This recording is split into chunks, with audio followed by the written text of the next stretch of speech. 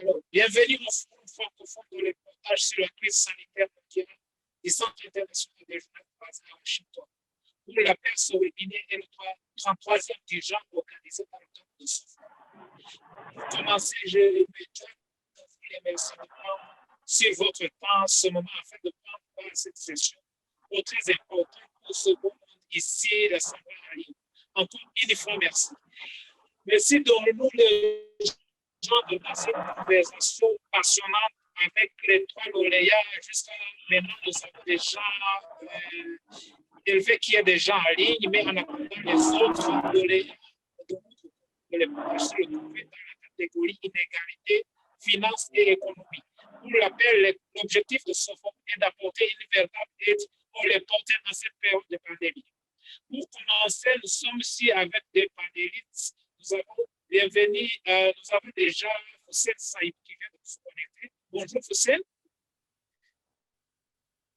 Foussel Saïb, bonjour. Bonjour Foussel. Je vous saisis mal. Bonjour. Alors, Foussel Saïb est de nationalité.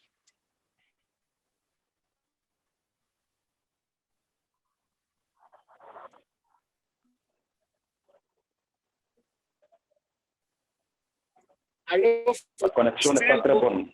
On ne le savait. Alors, oui, alors, on vient à peine de commencer maintenant pour ce directeur à la Diogénèse. Et là, plus tard, il s'est promis de dire fin de son contrat à la Diogénèse, le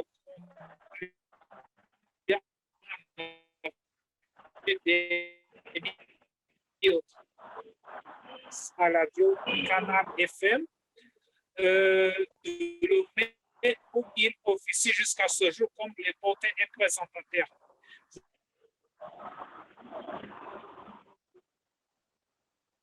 Je vous saisis très mal. Je vous saisis très mal. Apparemment, la connexion n'est pas très bonne.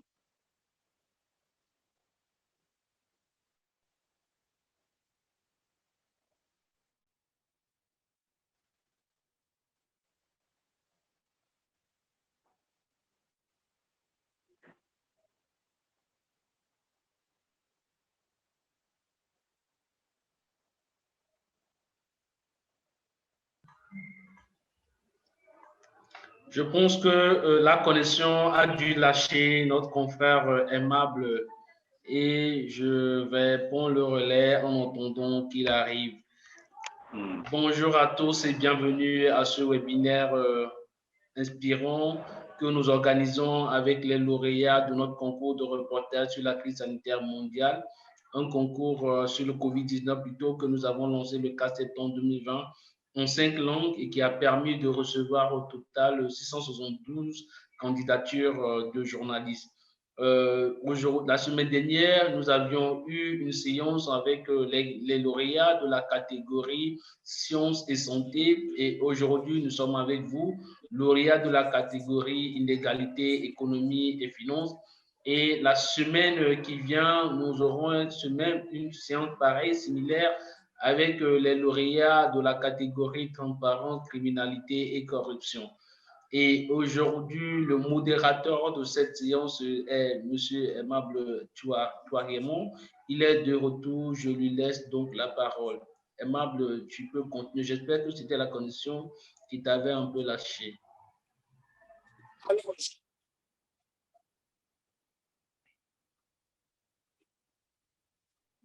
Allô, Aimable, c'est bon?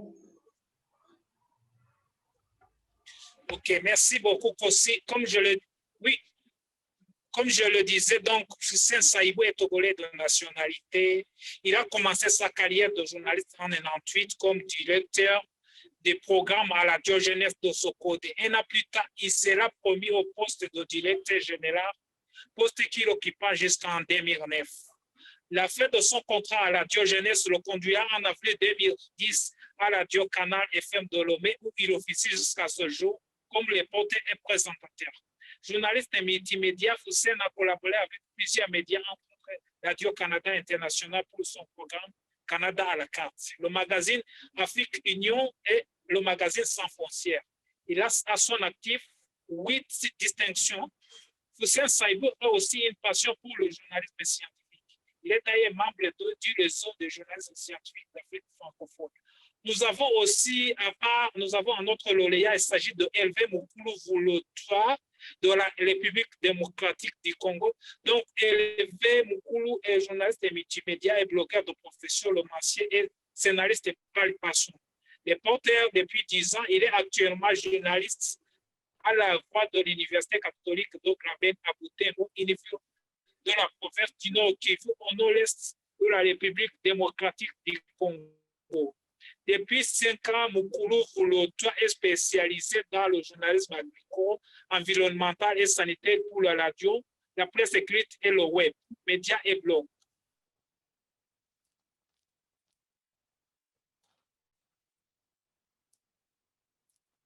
Développement blog d'infodé de la Banque mondiale en 2019. Ensuite, troisième lauréat du premier concours de journalisme environnemental, journalisme follet en 2019, organisé par le CIFO. Et enfin, en cette année 2021, premier prix francophone de la catégorie Inégalité, affaires et économie du concours de reportage sur le COVID organisé par le Centre international de journalisme basé à Washington. Donc, le titre de son reportage, du reportage de Hervé Mukulu, c'est la gestion controversée des sources d'eau potable à Butembo par les organisations humanitaires publiées dans Infonair. Il y a aussi Hussein Saïbou qui a publié le titre de son reportage, c'est le sort des travailleurs domestiques face au COVID. Il est aussi le gagnant du troisième prix. Malheureusement, Diafine Bousquet n'a pas pu intervenir dans la session pour des raisons personnelles, mais on a encore des lauréats. Maintenant, pour la question, j'aimerais poser ma première question à Hervé Mukulu. Est-ce que vous pouvez nous citer quelques critères sur lesquels vous vous êtes basé pour traiter ce sujet et qui colle directement avec la crise sanitaire actuelle en RD Congo? Hervé? Oui, je vous écoute. Je crois que tout est parti. Hervé, vous êtes toujours là? Oui, je suis là. Allô? Allô? Allô? Oui, je pense que vous pouvez continuer. C'est peut-être la connexion au niveau de Emma. Sinon, je vous entends parfaitement bien. OK. À la question de savoir sur quels critères je me suis basé pour réaliser ce reportage et quel lien avec le COVID-19. Bon, ce reportage, je suis parti d'un simple fait. Je suis journaliste radio et quand je commençais ce reportage, j'étais encore à la radio Pendo Kivu où un confrère vient avec un son où un habitant se lamente, dit que non, nous sommes sous épidémie, non seulement de COVID, mais aussi d'Ebola. Mais on me demande de payer l'eau pour avoir accès à une source d'eau potable. Alors, lui, il s'est dit de quoi? Cette source d'eau a été construite par des humanitaires pour que la population se serve d'une eau propre. Alors, moi, de ce simple questionnement, je me suis demandé combien est-ce qu'il paye. Et la réponse a été dit non, on m'exige de payer entre 1500 et 2000 francs le mois. Oui, 2000 francs, c'est à peine $1 américain. Alors, quand on prend cela comme cela, on s'est dit que $1, ce n'est pas trop pour avoir de l'eau pour un ménage de 5 à 10 personnes. Mais le problème ça devient un réel problème quand on constate que cette source d'eau est utilisée par plusieurs ménages, entre 100 et 1000 ménages, et que si chacun paye $1 le mois, ça fait un pactole. Mais au finish, on ne sait pas comment est gérée cette eau. Alors, vous devez comprendre le contexte dans lequel on est. Je suis à Butembo, une ville qui a été 2 ans durant sous épidémie d'Ebola. Et puis après, le COVID est arrivé. On est dans un contexte où le meilleur mode de lutte contre ces deux épidémies, c'est de se laver les mains, prendre soin de soi, l'hygiène, quoi. Alors, la demande en eau est présente. Elle est un peu plus présente que d'habitude, quoi, alors que en général, on se lave les mains que pour manger, que quand on vient de faire un boulot, mais là, on doit se laver les mains au moins 5 à 10 fois par jour. Donc, on doit sérieusement utiliser l'eau.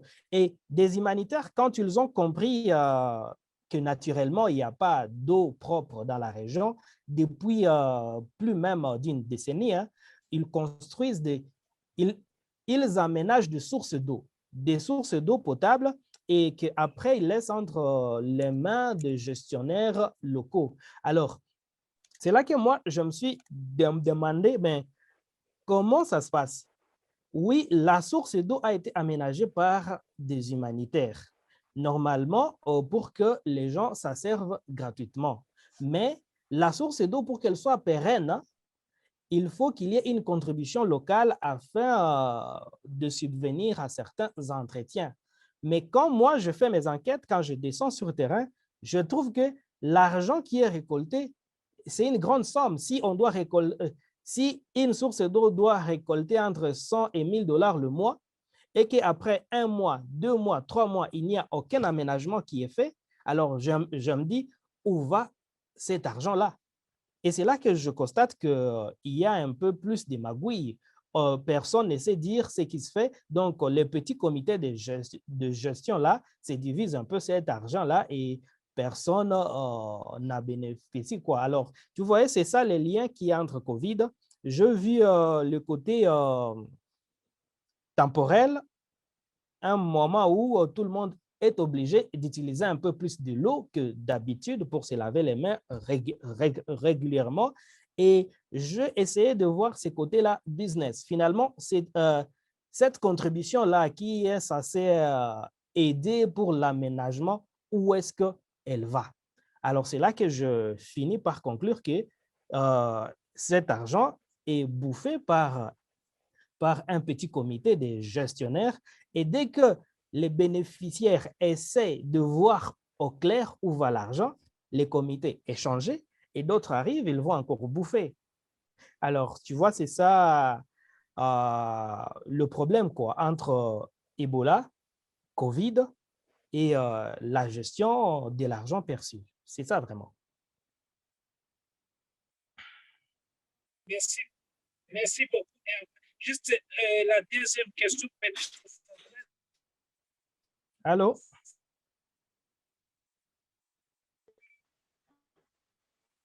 Je ne capte rien.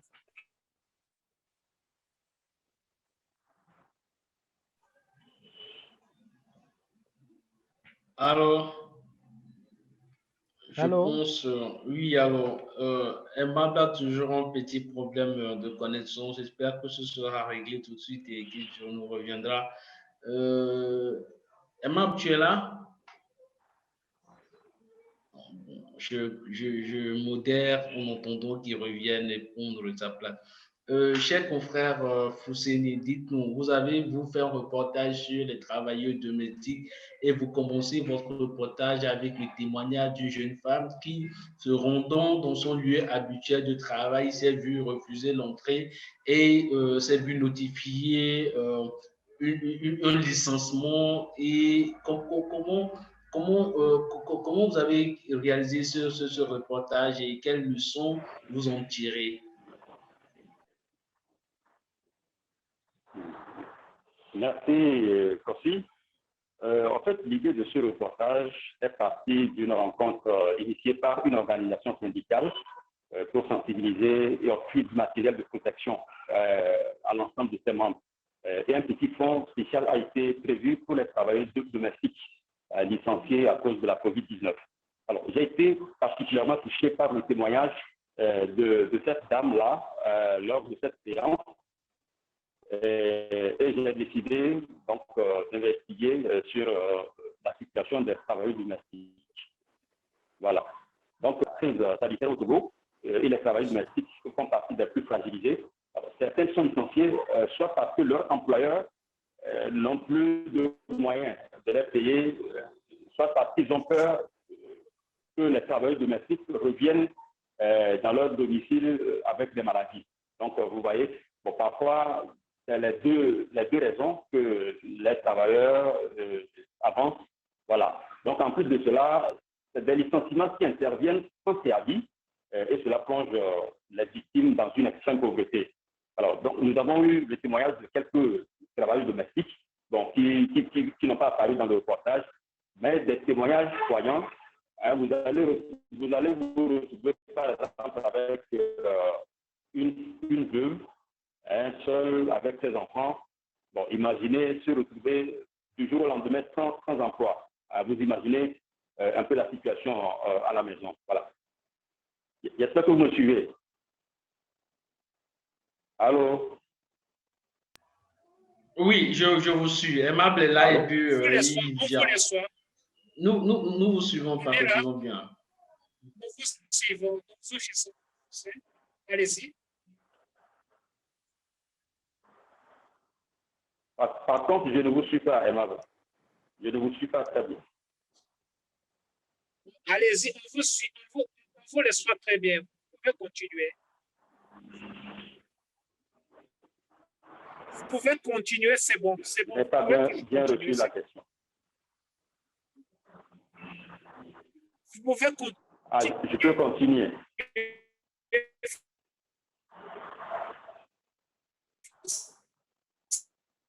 Vraiment, je ne sais rien.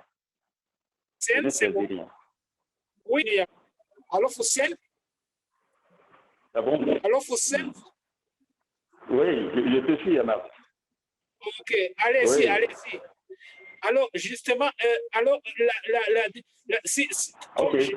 j'ai bien saisi votre réponse, alors il y a aussi, on est sur le webinaire maintenant, il y a aussi les journalistes qui n'ont pas encore embrassé son tournant pour traiter des sujets liés au COVID-19 avec pertinence professionnelle et pour gagner des prix. Est-ce que vous pouvez vous leur suggérer pour l'instant?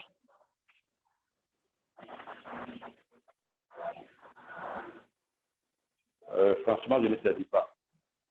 La connexion, ça coupe par moment. Je disais la question. Ok, je disais, on est sur le webinaire maintenant et il y a des journalistes qui n'ont pas encore embrassé ce tournant pour traiter des sujets liés au COVID-19 avec pertinence professionnelle. Et que pouvez-vous leur suggérer? Comme vous avez déjà, vous êtes le lauréat du deuxième prix dans la catégorie économie inégalité et vous êtes gagnant du troisième prix. Qu'est-ce que vous pouvez leur dire pour l'instant? Et suggérer quoi?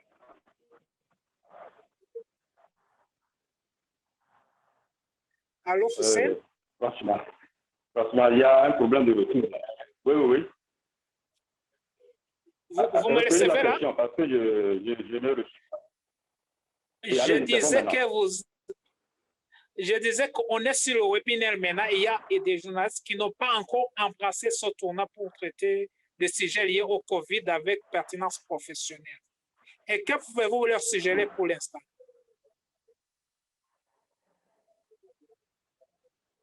Bon, autre sujet, en dehors du sujet que j'ai traité, est-ce que vous voulez dire? Oui, justement, est-ce que vous voulez partager? Quel est le secret de votre réussite, si je peux poser autrement la question?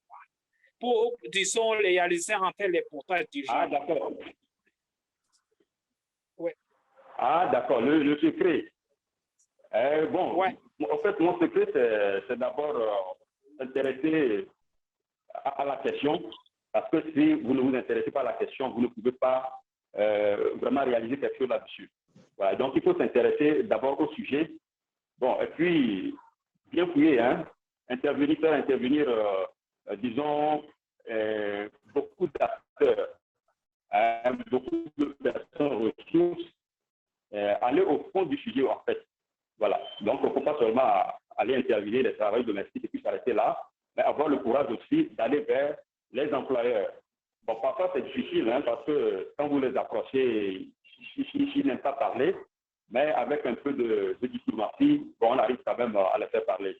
Voilà, donc dans mon cas, ça a été très difficile, Ça a été très difficile, surtout que ça implique des licenciements abusifs. Des licenciements abusifs. Donc, il y a eu des réticences, en fait. Il y a eu des réticences, mais bon, à force de leur expliquer l'idée derrière ce reportage, ils ont finalement accepté témoigner. Voilà. J'espère que j'ai répondu à votre question. Oui, justement, est-ce que vous pouvez nous citer s'il y en a des contraintes peut-être auxquelles vous confrontez, des contraintes de Allô? professionnalisme La pour connexion n'est pas très bonne. accéder aux sources et en fait de pouvoir peut-être traiter votre dossier. Est-ce qu'il y avait peut-être quand vous étiez en train de responsabiliser votre dossier? Vous me recevez là? Vous me recevez là, Foussel? Foussel, vous me recevez là? Très, très Foussel? mal. Je vous reçois très mal. Foussel, vous me recevez là? Je vous reçois très mal. Vous me recevez maintenant? Et maintenant, Oui, c'est bon? C'est bon Alors, maintenant. je disais, est-ce qu'il y a-t-il des contraintes, disons, d'ordre professionnel que peut-être pour accéder aux sources, pour accéder, disons, à vos interlocuteurs, peut-être afin de pouvoir réaliser vos reportages? Y a-t-il des contraintes auxquelles vous vous êtes confrontés, disons, dans la réalisation de votre reportage? OK. Oui, les contraintes, j'en ai eu. J'en ai eu. D'abord, au niveau des employeurs, comme je viens de le dire. Ensuite, au niveau même des employeuses. Parce qu'elles aussi, bon, elles ont peur des représailles peut-être des patrons. Donc, elles ne se laissent pas, elles ne veulent pas, disons, témoigner. Voilà. Donc, bon, réticence à leur niveau. Réticence au niveau aussi de l'inspecteur du travail, parce que si vous suivez un peu le reportage, j'ai fait intervenir un inspecteur, et aussi, il ne voulait pas tellement intervenir. Bon, ça se comprend, c'est courant dans notre profession. Bon, ben, en dehors de ça, il y a eu la contrainte sanitaire aussi. Lorsque vous demandez une interview à quelqu'un, parfois c'est lui-même qui vous propose de le faire. Le maillot plus souvent. Mais bon, finalement, on arrive à la convaincre et puis on le fait. Donc, essentiellement, c'est les contraintes que j'ai eues. Sinon, à part ça, tout s'est bien passé. Vous me suivez? Oui, on vous suit très bien. Allez-y. Allez-y, Foussel. Allô? C'est bon. Okay. Oui. Allô? Allez-y, Foussel, on vous suit très bien. Allô, oui.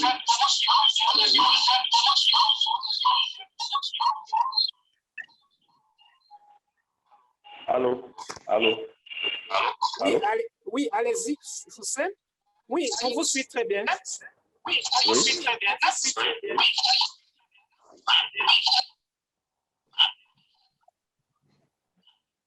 Par contre, moi, j'ai du mal à vous suivre. Allô? J'ai du mal à vous suivre.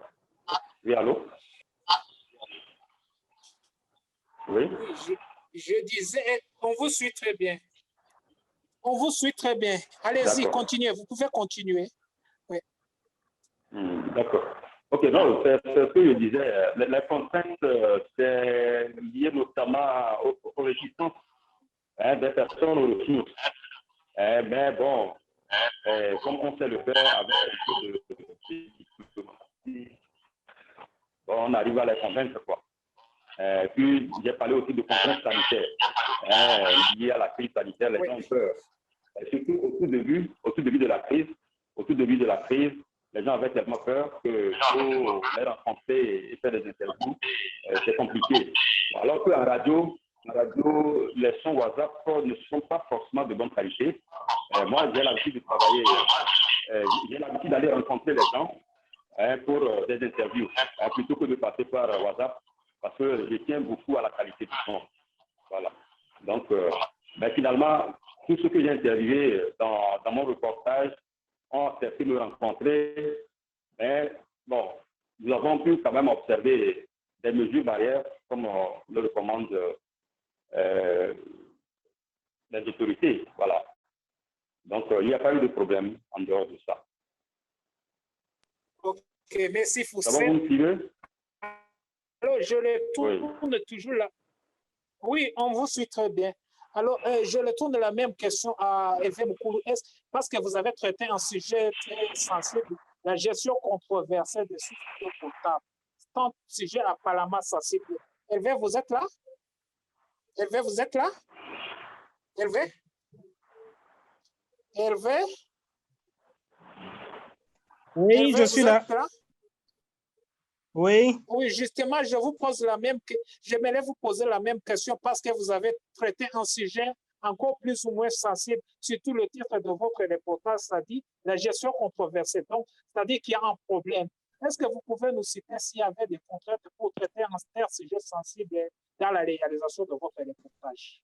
Surtout dans le cas de la ville de Butembo, parce que vous confirmez qu'il y a les organisations humanitaires sur l'espoir.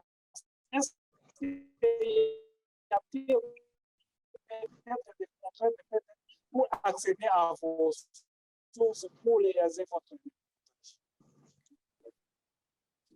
Oui. Allô? Vous avez saisi ma question? Oui, oui, j'ai saisi. D'abord, la première contrainte vient même du format, quoi. À la radio, on a souvent tendance à faire de petits reportages avec un ou deux intervenants. Bon, c'est lui qui se plaint et l'autre qui répond et ça finit, quoi. Mais quand on voit la grandeur de la question, on veut aller un peu plus loin, trouver toutes les parties prenantes et afin d'avoir une idée, on est un peu plus clair, quoi. Alors, la première contrainte, c'est d'abord les temps. Les temps, il faut vraiment avoir assez du courage pour consacrer tout un mois à faire un reportage. Alors, ce qui fait que on doit savoir allier, miser entre le travail régulier à la radio et savoir trouver le temps pour faire un reportage de ce genre-là. Parce que j'ai pris toute une commune. Je me suis dit, il faudra que je voie quelle population a accès à quelle eau. Alors, quand j'ai essayé d'abord de répertorier les sources d'eau, parce que bon, nous sommes dans une ville où il y a une régie des eaux, mais qui n'est pas dans tout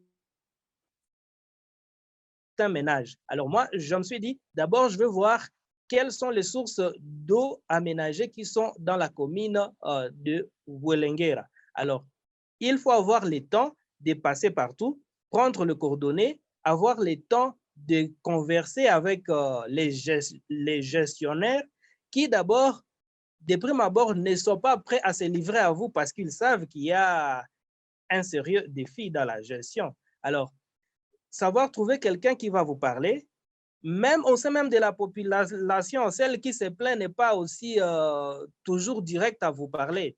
Alors, savoir contourner, savoir récolter les données d'abord de toutes les sources d'eau, puis trouver les gestionnaires et plus encore, ça devient difficile quand il faut trouver les humanitaires. Parce que quand j'ai besoin de rencontrer une ONG qui fait une addiction d'eau potable, on vous dit quoi? Notre chargé de communication n'est pas là, il est à Goma ou à Kinshasa. Il faudra écrire, on va envoyer, et lui aussi, il attendra la réponse qui viendra de Londres. Donc, s'il faut attendre, c'est 1 mois, 2 mois, 3 mois. Quand ils voudront, c'est lorsqu'ils vous répondront. Alors, c'est là qu'il y a des contraintes, des limites, mais on se dit, on s'est fait un défi, on doit y aller, on doit faire le tour, on doit essayer de voir le plus de gens que possible, essayer de les convaincre de se livrer à vous. Et au final, après 2, 3 tentatives, il y a toujours quelqu'un qui se livre à vous et qui vous donne à peu près ce que vous vouliez savoir même si au final, quand il faudra dire la même chose au micro pour une interview formelle, il n'est pas aussi prêt à se livrer. Donc, ça a toujours été ça, des contraintes d'ordre journalistique. Des contraintes d'ordre épidémique, il n'y en avait pas trop parce que, bon, les transports étaient assurés. C'était un reportage qui était subventionné, quoi, subventionné par Politaire Centre. Alors, du point de vue logistique, j'avais un peu plus tout. Seulement, il était de mon côté de voir comment convaincre les sources à se livrer à moi. C'est là qu'il y avait la plus grosse contrainte. Merci Hervé pour cette intervention. Chers participants, je vous rappelle en passant que chaque semaine, le forum organise des webinaires sur les thématiques aussi utiles qu'instructives avec des journalistes experts chevronnés. Aujourd'hui, on est ensemble avec des lauréats de notre concours de reportage sur le COVID dans la catégorie inégalité et finances et économie. Toujours, ma question s'adresse à Hervé, si vous êtes toujours là. Alors, y a-t-il un secret pour être lauréat de différents prix de reportage à les pétitions, comme vous l'êtes déjà? Comment vous y prenez-vous entre-temps, comme vous êtes toujours lauréat de plusieurs, de différents prix de reportage à les pétitions? Oui, c'est toujours moi qui parle. Oui, justement, la question s'adresse à vous. Est-ce que y a-t-il un secret pour être lauréat de différents prix de reportage à les pétitions? Et comment vous y prenez-vous, surtout que vous êtes le lauréat des prix sur les inégalités? Oui, je crois qu'il n'y a pas autre secret que d'être passionné de ce que l'on fait. Le plus grand secret, c'est d'être passionné de ce que l'on fait et vouloir faire les choses dans les détails, quoi. La vraie différence des reportages se trouve dans les détails et la recherche de l'au-delà, quoi. Il y a une question simple, tu vois une gestion controversée. Bon, par exemple, mon dernier reportage ici, je veux voir l'accès à l'eau pendant sous période d'épidémie. Oui.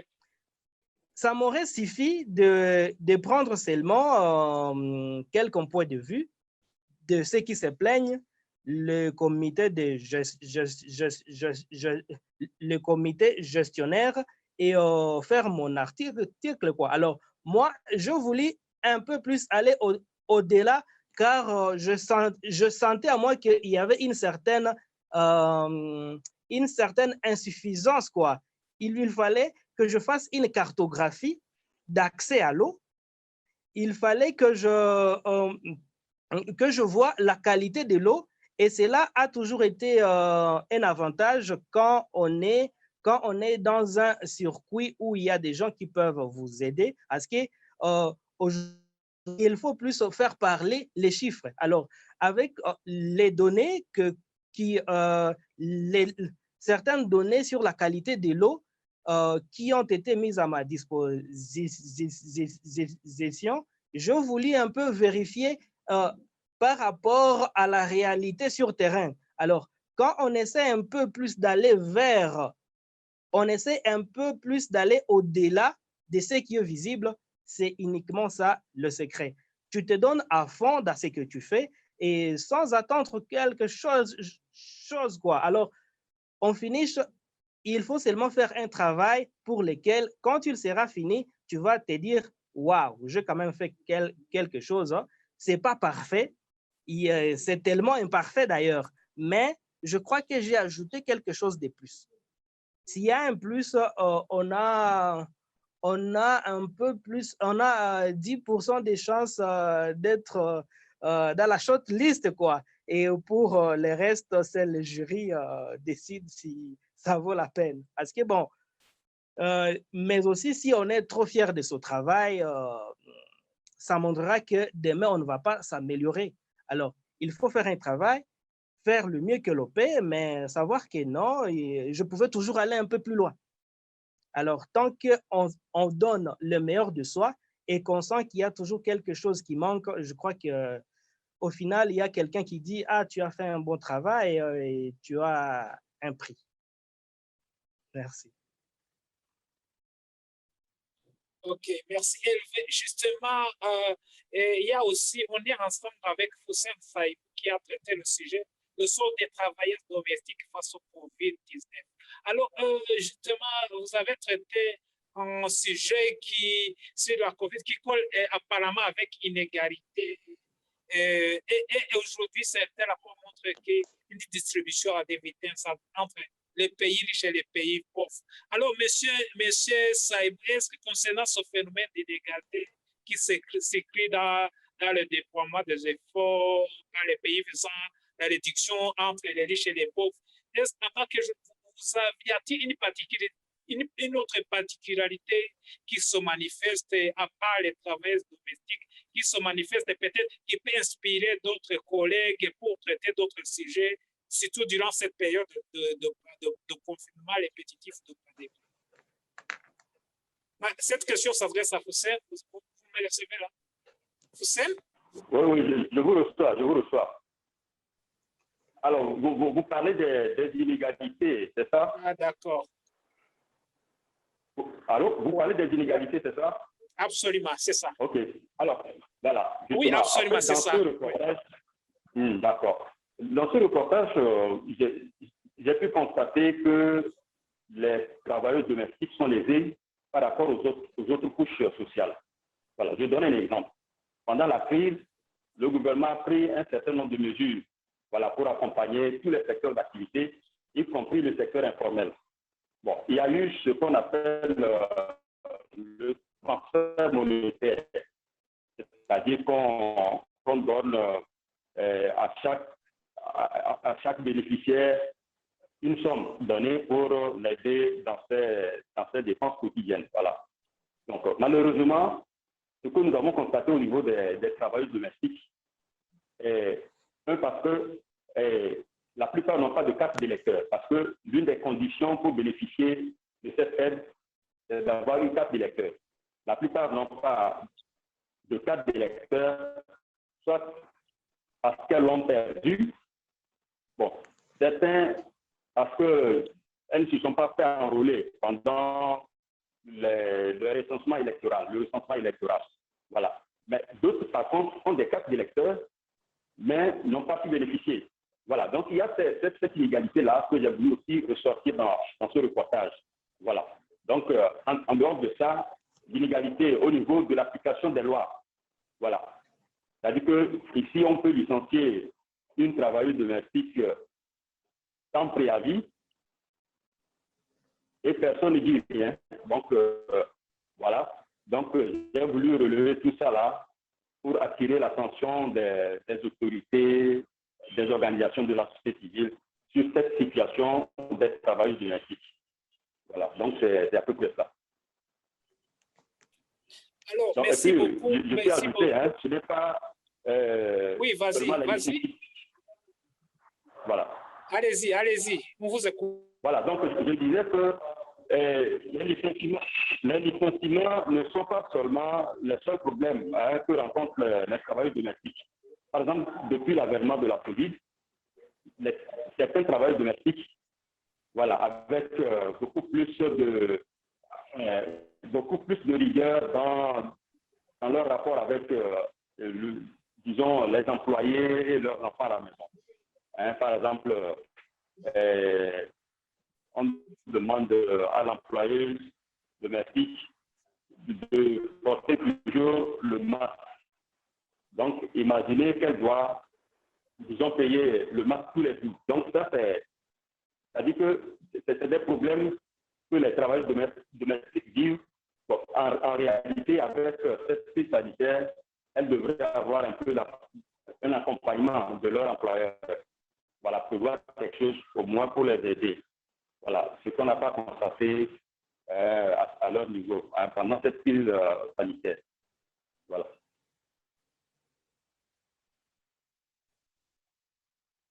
C'est bon, vous me suivez?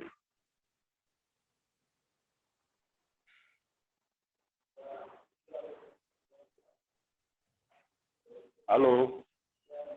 Oui, on vous le souhaite très bien. On vous le souhaite très bien. Allô? Ah, c'est- Foussem, on vous le souhaite très bien. Alors, justement, D'accord. je l'appelle aux participants que chaque Donc, semaine, nous faisons. c'est à peu près ça. Oui. Alors, je l'appelle aux participants que chaque semaine, le forum organise des webinaires sur des thématiques instructives avec des experts chevronnés. Aujourd'hui, on est ensemble avec des lauréats de notre concours de l'importance sur le COVID dans la catégorie inégalité financière. Alors, si vous permettez, Hussein, j'aimerais juste avoir des mots parce qu'on approche vers la fin du webinaire, parce que j'aimerais avoir des mots.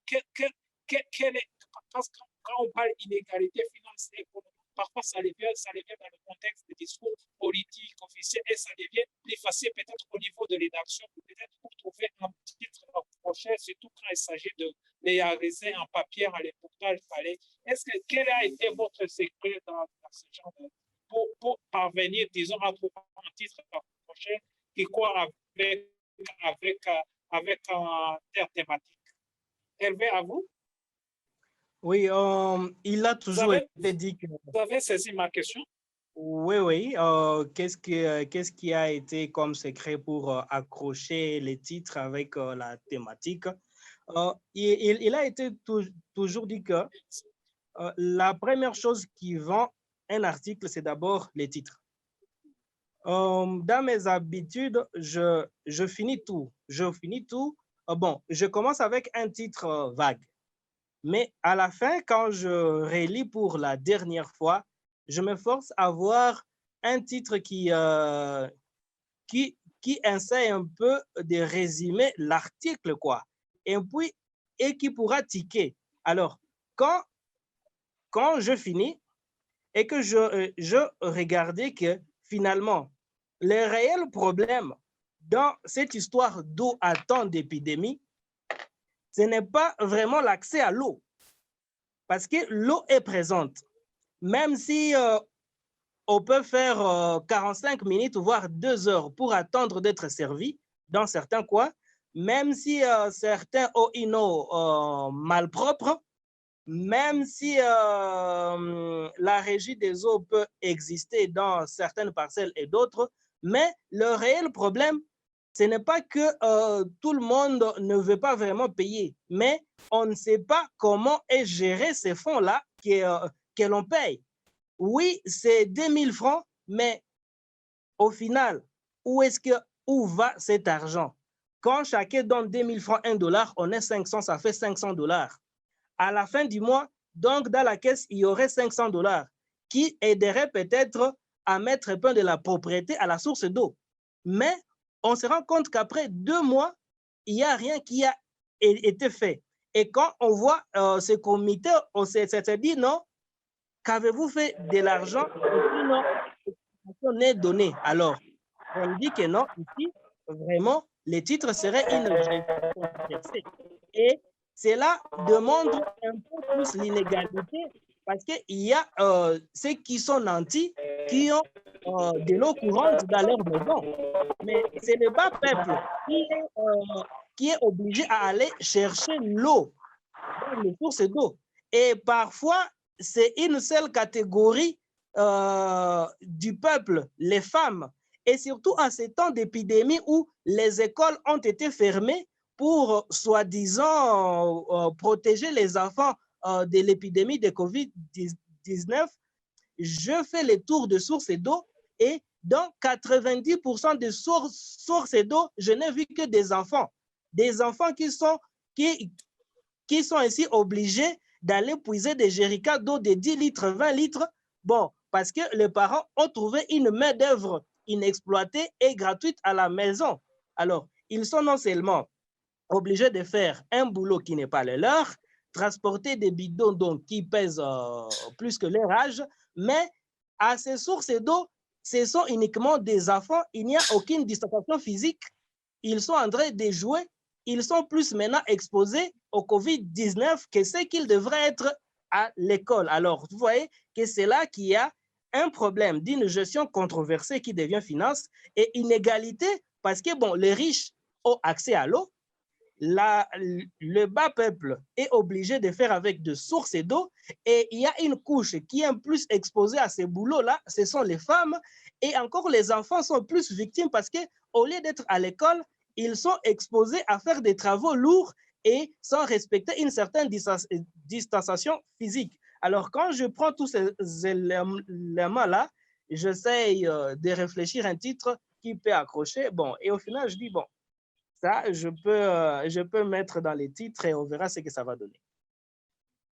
Voilà, c'est vraiment trop. Merci, merci beaucoup.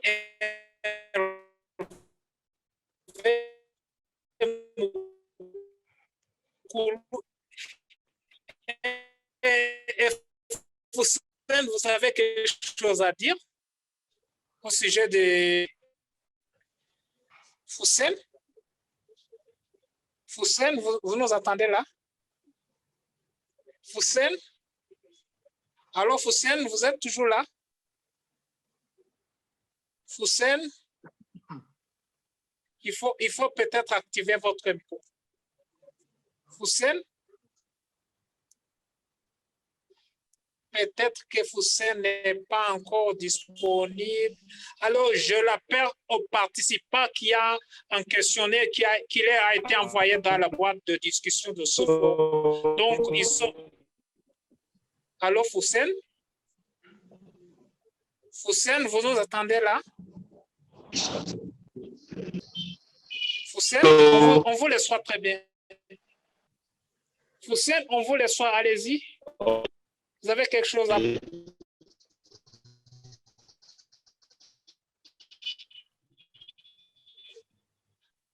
Allô? Il me semble qu'il y a un problème de connexion avec Foussen, mais entre-temps, je n'ai pas suivi la question. Participant il y a toujours un lien. Alors, justement, on a posé la question en tant que les porteurs couvrant la crise sanitaire, y a-t-il une particularité qui se manifeste? Allô? Allô, Foussen? Allô, Foussen? Allô, Foussen, vous me laissez là? Foussen? Allô, Foussen? Il me semble qu'il y a un problème de connexion. Entre-temps, en attendant, j'aimerais bien juste informer les participants. Oui. Oui, Foussen, vous êtes de retour. Justement, la question se posait au niveau, on parle d'inégalité économique. Inégalité économique et puis ma question c'était qu'est-ce qui se fait que parce qu'on a l'habitude d'entendre ces termes venir dans les discours politiques officiels. Qu'est-ce que vous avez fait pour que peut-être vous devez parvenir à approcher vos lecteurs avec justement pour être parmi les lauréats? Quel a été votre secret justement dans ce sens? C'est ça la question.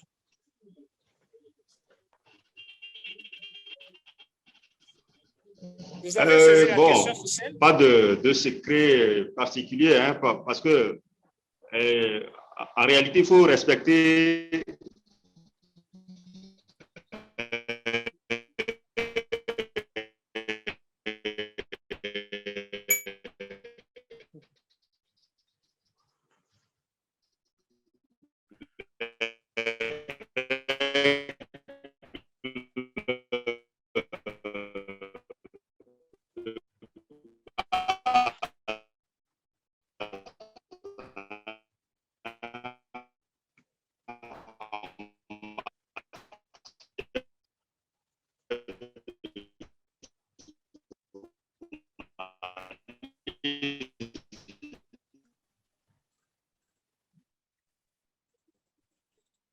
Allô, Foussen?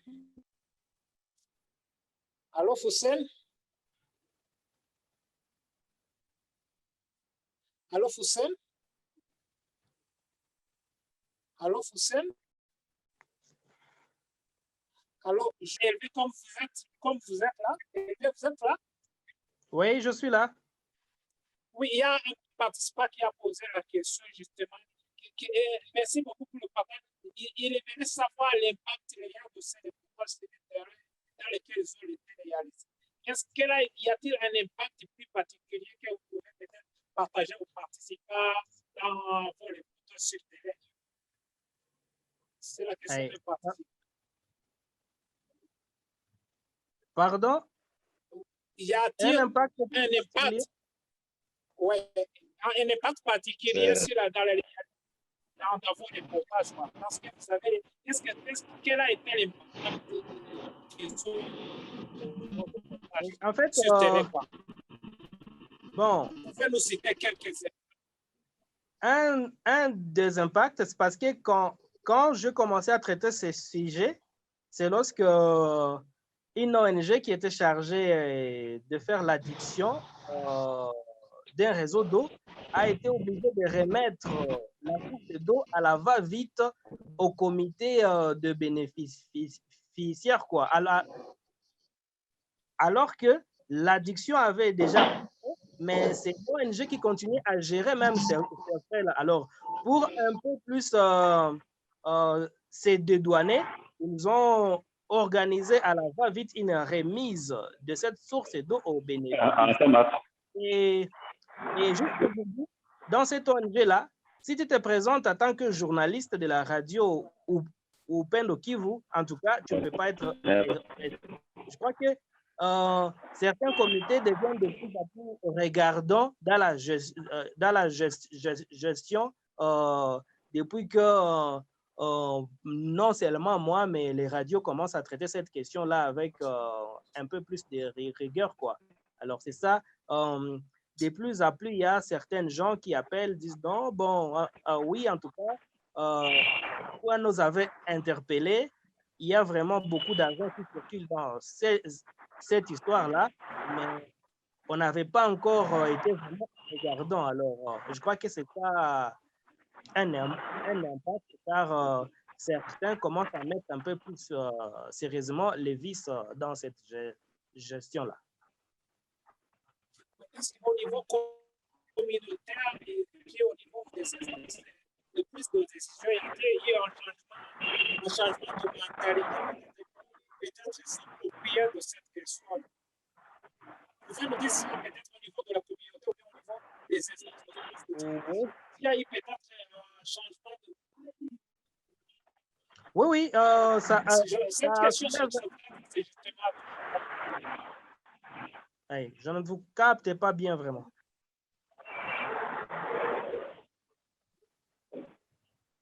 Ma question, c'était juste savoir s'il y avait, je ne sais pas ce qui concerne ces impacts, est-ce qu'il y a des changements de mentalité auprès des instances, la manière dont ils interviennent, ou bien auprès des instances, ou bien les communautés, au niveau de la communauté, il y a des changements, peut-être qui prouvent que peut-être les reportages aient un impact plus ou moins positif ou négatif dans leur réalisation quotidienne. Je ne sais pas si j'ai bien compris. Sur le plan politique, je ne sais pas trop, mais sur le plan social, nous avons levé le voile sur un débat. C'est alors que les bénéficiaires, même le gestionnaire, commencent à être plus regardants dans la gestion. Quand ils ont lu, ils ont dit, mais on n'avait pas encore vu cette question sur ce point de vue-là. Alors, vraiment, il faudra que l'on sache ce qui s'est fait avec notre argent, quoi. Alors, dans l'opinion publique, en tout cas, il y a un certain changement, une prise de conscience qui est comme du neuf, quoi, apporté dans cette question d'eau, d'accès à l'eau à la population.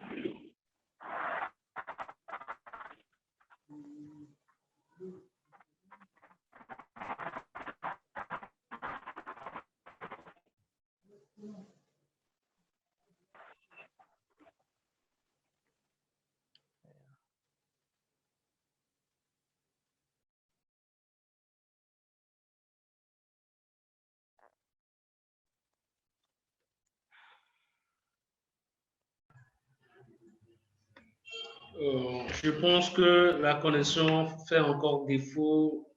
En attendant qu'Aimable ne revienne, moi je dis déjà merci à vous les panélistes d'avoir accordé de votre temps pour participer avec les autres confrères votre expérience sur la façon dont vous avez travaillé, la façon dont vous avez réalisé votre reportage.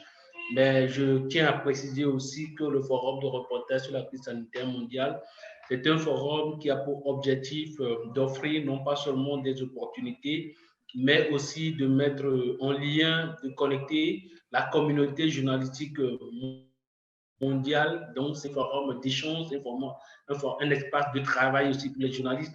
Alors, je vous invite à partager le lien de ce forum-là avec vos amis, vos confrères, journalistes francophones surtout, et les inviter à rejoindre le forum parce que l'objectif que nous visons, c'est de réunir tous les journalistes francophones du monde entier en un espace où ils peuvent travailler ensemble, ils peuvent collaborer ensemble, ils peuvent se partager des opportunités, ils peuvent travailler sur des sujets de reportage transfrontalier, un espace où ils peuvent aussi travailler de manière à faire avancer leur carrière. Donc, nous vous encourageons à partager le lien, à inviter vos collègues à rejoindre ce forum afin de le faire grandir. Merci encore pour avoir passé votre temps avec nous et nous vous encourageons également à remplir le petit formulaire que je viens d'envoyer.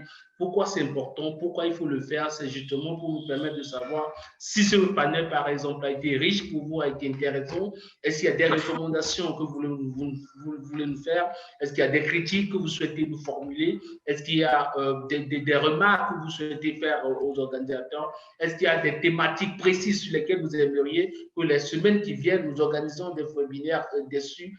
Alors, c'est l'une des raisons pour lesquelles nous lançons ces petits sondages qui nous permettent de savoir ce qui est utile pour vous. Parce que l'objectif, en fait, c'est d'offrir des programmes qui intéressent les journalistes et non pas des programmes qui ne n'apportent aucune valeur ajoutée aux confrères qui nous suivent. Donc, c'est important. Ça vous prendra quelques 2 à 10 secondes ou plus, remplir le formulaire et faites-nous part de vos remarques. Aimable de retour, je lui laisse la parole pour clôturer et terminer le webinaire.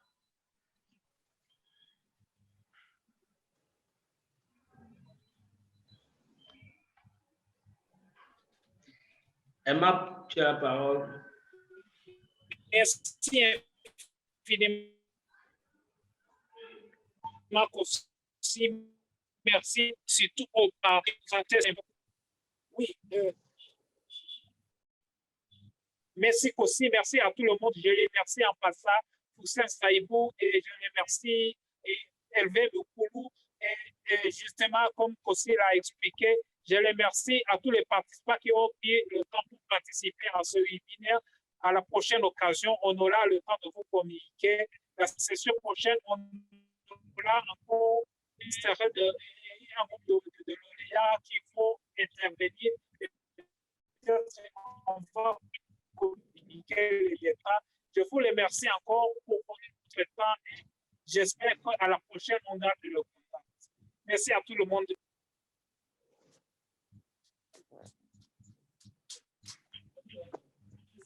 Merci beaucoup à vous.